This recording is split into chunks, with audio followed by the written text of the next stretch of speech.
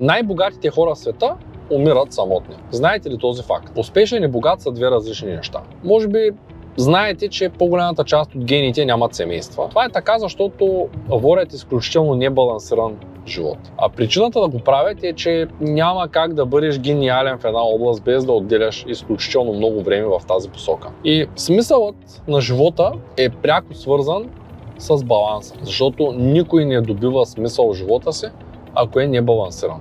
Дори и в началото на вашия живот, в началото на вашата кариера да ви се струва, че най-важното е да се развиете в определена насока и да изкарате пари, то рано или късно, ако ви прекалено дълго време задържите фокуса си върху изкарването на пари и развитието на вашата кариера, ще стигнете и до този момент от живота си, в който ще осъзнаете, че нямате семейство, нямате приятели, не сте чувате достатъчно често с вашите близки, а може би ще осъзнаете, че нямате и близки вече, тъй като няма как да бъдеш близък с някой, ако не си се чувал с него месеци наред. А вие какво мислите по този въпрос? Напишете го в коментарите. Това е моят лайфстайл канал и аз се казвам Цветан Радушев и съм създател, един от създателите на Българска образователна кибернетика и нося този златен орех като символ на знание. Смятам, че човек трябва да има знание в живота си и да взема информиран избор. И смятам, че живота на един човек е изграден от, както казва един мой приятел, философ, каруцата има 4 колелета.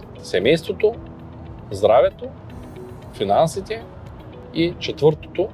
Можете ли да познаете кое е? Напишете го в коментарите. Вашите 4 колелета на каруцата изключително много могат да ви помогнат. А ако имате и 4 колелета.